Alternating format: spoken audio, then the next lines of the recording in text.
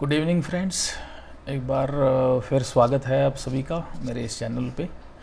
आज हम fifth principal या फिफ्थ चैप्टर बुक जो है होमलेस टू बिलियनियर, जो कि एंडर्स पेरे द्वारा लिखी गई है, उसको आज हम डिस्कस करेंगे।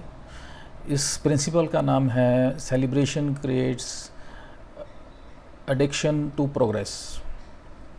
यानी कि जो हम जब किसी इवेंट को हम सेलिब्रेट करते हैं तो वो हमारे जो प्रोग्रेस का रास्ता है उसकी एक हमें एडिक्शन पैदा कर देता है।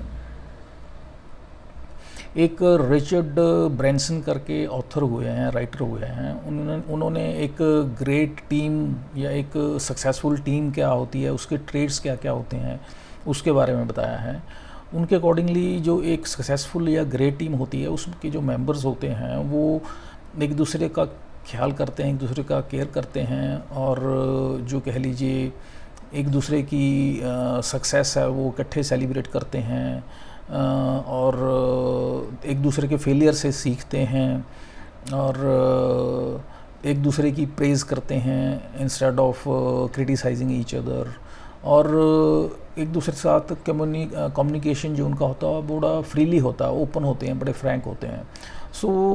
और वो एक कॉमन गोल के लिए वो इकट्ठे काम करते हैं।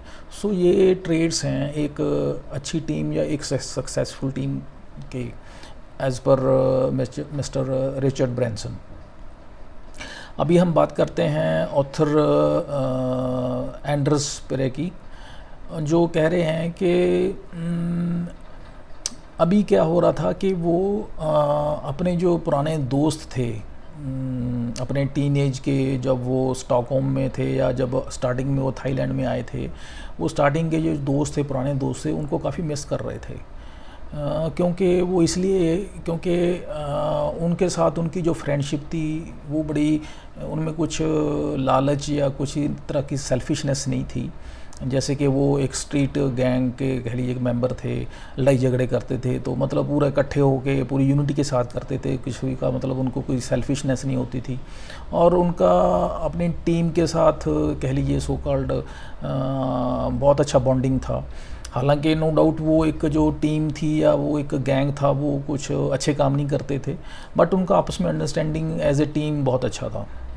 और जहाँ पे ये जो टेली मार्केटिंग की वो जॉब करते थे स्टॉकहोम में, तो वहाँ पे लेकिन उनको ये जो है बहुत उनका एक्सपीरियंस जो छड़ा मतलब था वो बड़ा उनका बैड था, बिल्कुल ऑपोजिट था वो इस तरीके से, क्योंकि वहाँ पे क्या होता था जॉब पे एनवायरनमेंट जो था बिल्कुल टोटली डिफरेंट था। वहाँ पे एक तरह का कह लीजिए बाइजनेस बहुत देखने को मिलती थी उनको जॉब में, वहाँ पे कह लीजिए प्रोफेशनल पॉलिटिक्स बहुत देखने को मिलती थी, और जैसे कि सेल कोई क्लोज करके आता था और क्रेडिट कोई और ले जाता था। बॉस जो था जो वो भी बाइजनेस दिखाता था एम्प्लॉयज़ के या सबॉर्डिनेट्स के रिगार्डिंग, और बोनसेस जो थे टॉप परफॉर्मर्स को दिए जाते थे, और जो नॉन परफॉर्मर होते थे उनको निकाल दिया जाता था, और जो इन बिटवीन दोनों के होते थे एवरेज जो होते थे मिडल में,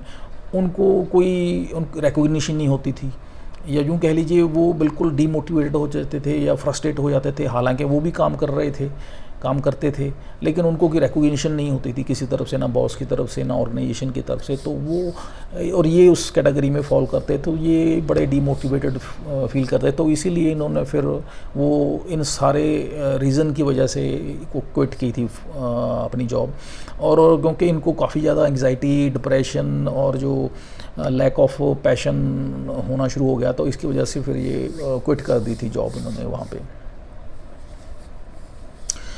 अभी क्योंकि इस सारे होने के बाद अभी एट प्रेजेंट जो ऑथर थे 19 कंपनियों के मालिक थे, और 200 से ज़्यादा इनके पास एम्प्लॉयज़ थे, और बिजनेस इनका रियल एस्टेट में भी था, इनका जिम का बिजनेस था, इनका कॉफ़ी शॉप्स का बिजनेस था। तो एक बहुत बड़ा इन्होंने बिजनेस एम्पायर खड़ा किया हुआ था। तो इसमें उन्होंने अपना ये जो उनका पुराना एक्सपीरियंस था, अपने देखा हुआ था कि कैसे एम्प्लॉयज़ फ्रस्ट्रेट होते हैं या कैसे एम्प्लॉयर एक एम्प्लॉयज़ के साथ डील करता है और क्या क्या प्रॉब्लम्स आती हैं, क्या क्या दिक्कतें आती हैं, उन सभी को इन्होंने अपने ध्यान में रखा और उसके एक्सपीरियंस का इन्होंने फ़ायदा उठाया।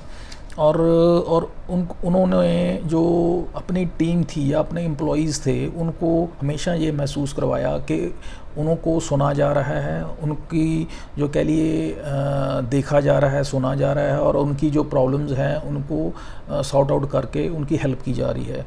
और वो जो हैं रिप्लेसेबल नहीं हैं, उनको किसी तरह की डरने की या किसी तरह की इनसिक्योरिटी की भावना नहीं उनको दिमाग में आनी चाहिए। ये इस चीज़ का वो ख्याल रखते थे, और ये कह लीजिए उनको वो एम्प्लॉयज़ को अपने को एक फीलिंग दिलवाते थे, ताकि इसका फ़ायदा ये होता था कि एम्प्लॉयज़ जो थे अपना फिर with full vigour, with full enthusiasm और पूरी डेडिकेशन के साथ वो काम करते थे और आउटपुट देते थे इनको। और वही आगे चल के इनकी जो एक सक्सेसफुल एंटरप्रेन्योर होने का कारण बना। और ये जो टेली मार्केटिंग कंपनी में इनका जो एक्सपीरियंस था, वहाँ पे क्या होता था कि रिवार्ड सिस्टम होता था, जैसे कि एम्प्लॉय ऑफ द मंथ हो गया, और उसमें जो टॉप सेल करता था एम्प्लॉय, उसको अकेले को ही कह लीजिए गिफ्ट दिया जाता था या प्राइज़ दिया जाता था। उस केस में क्या होता था कि बाकी जो एम्प्लॉयज़ होते थे वो डीमोटिवेटेड फील हो जाते थे, क्योंकि देखने वाली बात ये होती थी कि एक भी एम्प्लॉय कभी भी कुछ नहीं कर सकता। कोई भी इंसान एक किसी भी काम को अकेले नहीं कर सकता, हमेशा एक टीम वर्क होता है, या कह लीजिए उसमें और बंदों की सपोर्ट भी होती है। वो ठीक है कि वो हमें डायरेक्टली नहीं दिखाई देती या इनडायरेक्टली होती है, बट हमेशा जो है उसके पीछे बहुत सारे फैक्टर या बहुत सारे और लोगों की सपोर्ट होती है। और लेकिन यहाँ पे दिक्कत ये होती है कि वो बाकी लोग डीमोटिवेट इसलिए हो जाते हैं क्योंकि वो कहीं पिक्चर में नहीं आते हैं, और जो मेन बंदा होता है उसको रिकॉग्निशन मिल जाती है एम्प्लॉई को ऑर्गेनाइजेशन की तरफ से, मैनेजमेंट की तरफ से। तो ये एक बड़ा डीमोटिवेटिंग फैक्टर हो जाता है बाकी एम्प्लॉयज़ के लिए। और इस चक्कर में फिर क्या होता है कि ऑथर ने यहाँ तक भी देखा कि जो अच्छे लोग थे इस फ्रस्ट्रेशन की वजह से कंपनियां छोड़ के चले जाते थे, निकल जाते थे, क्योंकि उनकी रिकॉग्निशन नहीं होती थी, या ड्यू टू ऑफिस पॉलिटिक्स, या कह लीजिए और एन नंबर ऑफ फैक्टर्स। और इसमें फिर अल्टीमेटली ऑथर ने एक बहुत बड़ी लर्निंग ली कि जो है एक टीम वर्क जो है एक बहुत मैटर करता है किसी भी बिजनेस को सक्सेसफुल करने के लिए। और लोग जो हैं हमेशा रिकॉग्निशन चाहते हैं, चाहे वो मॉनेटरी हो चाहे नॉन मॉनेटरी हो, it doesn't make a difference, but उनको रिकॉग्निशन ज़रूर चाहिए होती है, क्योंकि हर बार ज़रूरी नहीं है कि आप उनको मॉनेटरी रिकॉग्निशन ही दे पाएँ, उनको नॉन मॉनेटरी रिकॉग्निशन भी दे के आप उनको मोटिवेट कर सकते हैं।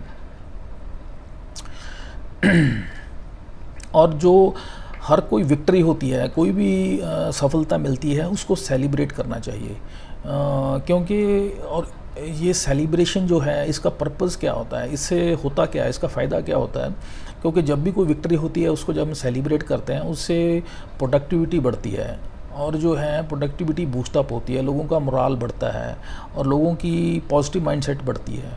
उससे फिर फ़ायदा क्या होता है, उससे कहते हैं कि टीम की कोलैबोरेशन बढ़ती है, आपस में उनकी बॉन्डिंग बढ़ती है, और अल्टीमेटली जो बिजनेस है इट्सेल्फ पे पॉजिटिव इम्पैक्ट डालता है।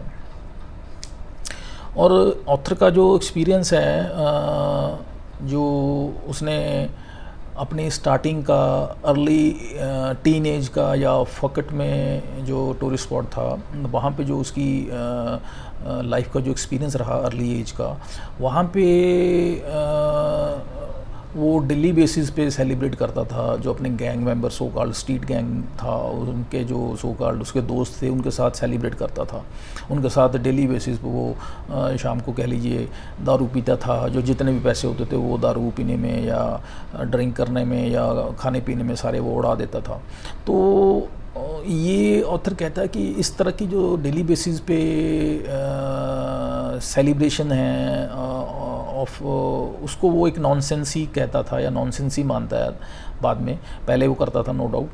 तो किस तरह कहता है, वो कहता है कि इस तरह की जो सेलिब्रेशन है इसका कोई मतलब नहीं है, इस तरह का सेलिब्रेशन का कोई मतलब नहीं है, it's of no use. No doubt celebration करनी चाहिए, कभी कभार करनी चाहिए, but this type of celebration नहीं होनी चाहिए कि वो आपकी रूटीन बन जाए और जो आपका ज़िंदगी में कुछ प्राप्त करने का कुछ एक मोटिव है, कुछ अचीव करने का, वो आप उससे डेविएट ही कर जाएं। आप अपना पर्पस भूल के डेली बेसिस पे इन आदतों में पड़ जाएं कि डेली ड्रिंक कर रहे हैं या पार्टी कर रहे हैं और जो मेन आपका फोकस है वो डेविएट कर जाए।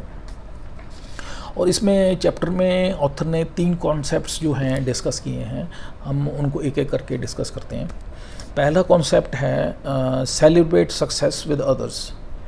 इसमें सेलिब्रेट सक्सेस विद अदर्स, इसमें क्या होता है कि ऑथर कहता है कि we must show enthusiasm and energetic जो है आपको हमेशा शो करना चाहिए। आपको ये आप में एनर्जी लेवल आपका हाई होना चाहिए। You should be always in enthusiasm. इससे क्या होता है कि और प्लस ये है कि आप अपने आप को लूजन अप करके रखना चाहिए अपने आप को, और अपने आप को कुछ कह ले ये टेंस नहीं रखना चाहिए। और इसके के फ़ायदा क्या होता है कि जो आपके एम्प्लॉयज़ हैं, जो सबॉर्डिनेट हैं, वो भी थोड़ा स्ट्रेस फ्री रहते हैं, वो भी लूजन अप रहते हैं। और प्लस जो है आपको देखते हुए वो भी उसी फेज़ में, एनर्जेटिक फेज़ में या एंथुसियाज्म में रहते हैं। और इसमें ऑथर एक और ऐड ऑन इसके साथ करते हैं कि आपको पहले भी वो ऑथर करते थे और एक आगे के लिए सुजेस्ट हमें भी करते हैं इस बुक में कि हमें जो है कि टीम वर्क जो है दिखानी चाहिए और हमारे अपने एम्प्लॉयज़ को जब भी कुछ विक्ट्री होती है उसको सेलिब्रेट करने के लिए आउटिंग वगैरह पे लेके जाना चाहिए।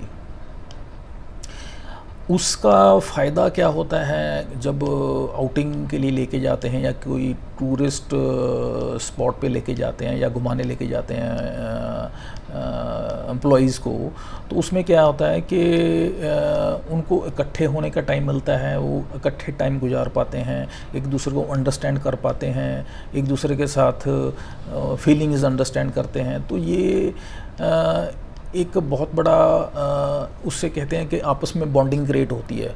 एक दूसरे को जब जान पाते हैं तो उसके साथ बॉन्डिंग क्रिएट हो पाती है, मिसअंडरस्टैंडिंग्स दूर हो पाती हैं, और एक जो कॉमन गोल है प्रोफेशनली उसको अचीव करने में काफ़ी मदद मिलती है as a entrepreneur, as a leader. और जैसे कि इसमें ऑथर कहता है कि जब भी उसकी सेल टीम जो है अपना टारगेट अचीव करती थी, वो उनको आउटिंग के लिए लेके जाता था और उनके साथ एंजॉय करता था। और इसमें जो अकम्पलिशमेंट्स हैं, इसमें अपनी अकम्पलिशमेंट्स को जो आप एंजॉय वो तो करते ही हैं, दूसरों की अकम्पलिशमेंट्स को एंजॉय करना ये भी एक पार्ट होता है, या एक ये भी रीज़न है आपका आउटिंग पे जाने का, एक टीम बिल्डिंग करने का, या कह लीजिए एक टूरिस्ट प्लेस पे जाने का। ये भी एक इसमें रीज़न इसने ऑथर ने ऐड ऑन किया है। जैसे कि उसने एक 2016 की उसने एग्ज़ाम्पल दी कि उसकी टीम ने, सेल टीम ने एक गोल अचीव किया जो कि काफ़ी टाइम से अचीव नहीं हो पा रहा था, और उसको अचीव करने के बाद उसने फिर एक साउथ ईस्ट एशिया का एक एक्टिव वॉल्केनो एक टूरिस्ट स्पॉट है, वहाँ पे उन्होंने कैंपिंग करने का प्रोग्राम बनाया 4-5 दिन का। तो वहाँ पे जाके उन्होंने फिर क्या किया कि सारे जितनी उनकी टीम थी उन्होंने इकट्ठे जाके सेलिब्रेट किया, इन द सेंस कि वो कैंपों में इकट्ठे रहे। उन्होंने अपनी जो कह लीजिए रात को कैंप फायर वहाँ पे बैठे एंजॉयमेंट किया, स्टोरी शेयर की आपके साथ, फैमिलीज़ के रिगार्डिंग उन्होंने आपके बारे में आपस में डिस्कस किया। तो इन सभी का अल्टीमेटली फ़ायदा या कह लीजिए रिज़ल्ट ये हुआ कि आगे आने वाले टाइम में जो था, टीम की जो आउटपुट थी काफ़ी गुना बढ़ गई, और जो टारगेट्स जो थे वो बहुत जल्दी टीम ने अचीव करके दिखाए उसको। तो this was the result of having a team work as well as having celebration and going out for touring. Second concept इसमें ऑथर ने बताया है सेलिब्रेट एवरीडे थिंग्स। इसका मतलब ये है कि आप जो है सेलिब्रेशन जो है वो कोई बड़ी कोई इवेंट हो उसका सेलिब्रेट करने का कोई ऐसा वो नहीं होना चाहिए हमारे दिमाग में।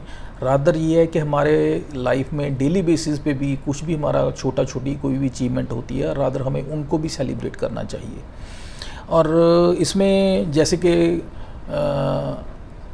वेल कुक्ड फूड है उसको सेलिब्रेट करना है। आज का किसी का हमारा कह लीजिए प्रोफेशनली हम काम पे जाते हैं, अच्छा दिन निकला उसको सेलिब्रेट करना है। कोई आज हमने एक अच्छा क्लाइंट बनाया या उसके साथ हमारी अच्छा उसके साथ रिलेशन डेवलप हुआ, उसको सेलिब्रेट करना चाहिए। और ये तो हो गए प्रोफेशनल सेलिब्रेशन। इसके साथ साथ कहते हैं ऑथर कहता है कि ये अकेले नहीं, हमें अपने पर्सनल लेवल पे भी जो है सेलिब्रेशंस करनी चाहिए छोटी छोटी, जैसे कि बर्थडे सेलिब्रेशंस हो गया, हमारे एनिवर्सरी वेडिंग एनिवर्सरी सेलिब्रेशंस हो गई।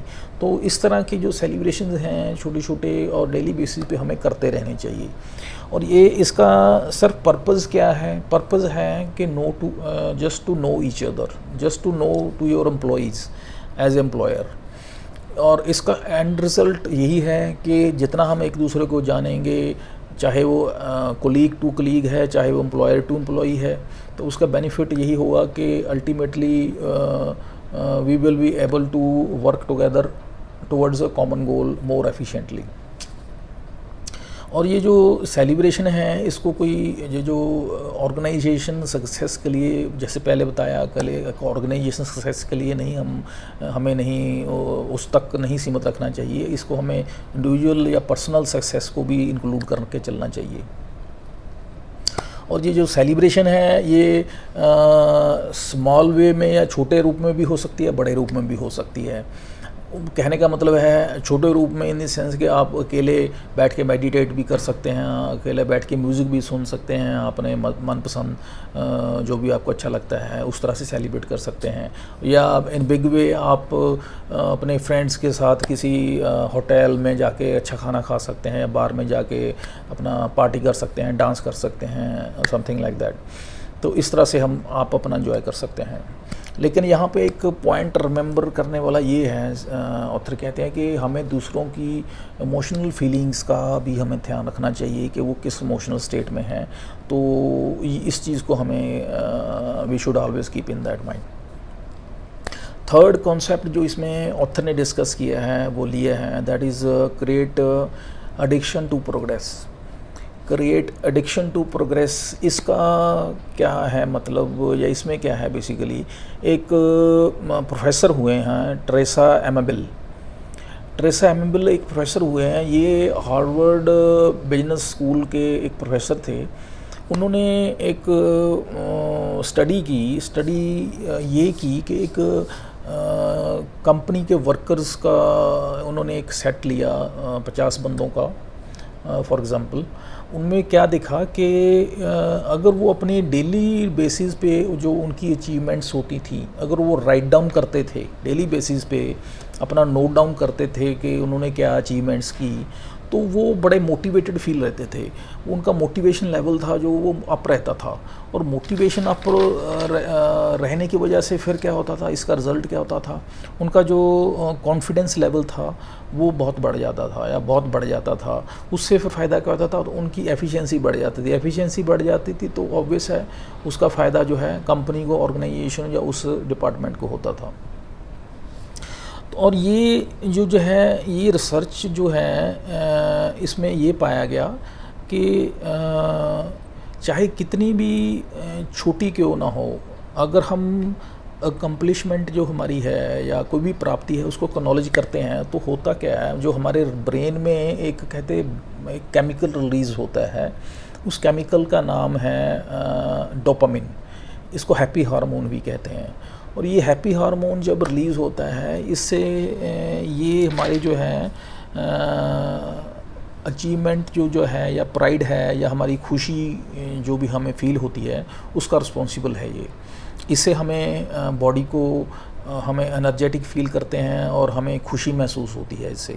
लेकिन साथ में ये हार्मोन जो है जो इसको प्रोड्यूस करने का कारण है, जो इसको प्रोड्यूस करने का रीज़न होता है, उसको भी ये ट्रिगर करता है। कहने का मतलब जैसे कि फॉर एग्ज़ाम्पल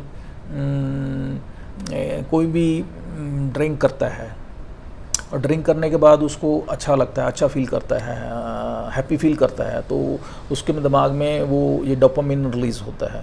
और ये डोपामिन रिलीज़ होता है तो फिर क्या होता है कि वेरी नेक्स्ट डे वो फिर उसको ये उसको एक कह लीजिए डोपामिन रिलीज़ ट्रिगर करता है, उसको उसको कह लीजिए हैबिचुअल बना देता है ड्रिंक करने के लिए, कि उसको सो कॉल्ड कहते हैं, उसको अर्ज होती है कि वो ड्रिंक करे, ताकि फिर उसको अच्छा फील हो। अच्छा फील होने के लिए क्या करना पड़ेगा, उसको ड्रिंक करना पड़ेगा।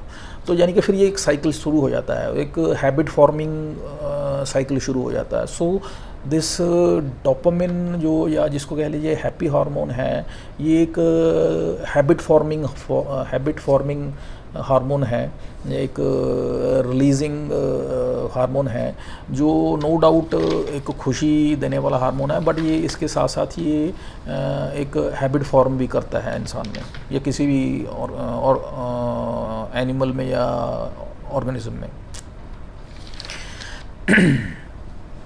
सो ये जो यहीं से ऑथर को फिर पता चला कि ये जो सो कॉल्ड अल्कोहल लेते हैं या नारकोटिक्स जो वो लेते हैं लोग, उनके पीछे कारण क्या है और ये जो उनकी एडिक्शन का कारण क्या है, क्योंकि यही जो है हार्मोन उनकी एडिक्शन का कारण बनता है। और इसी का अगर हम पॉजिटिव वे में इसको फ़ायदा लें या इसको हम अपने लाइफ में इसका एक कह लीजिए पॉजिटिव वे में ट्रिगर लें, तो हम इसको अपनी लाइफ में कुछ भी अचीव करने के लिए यूटिलाइज़ कर सकते हैं।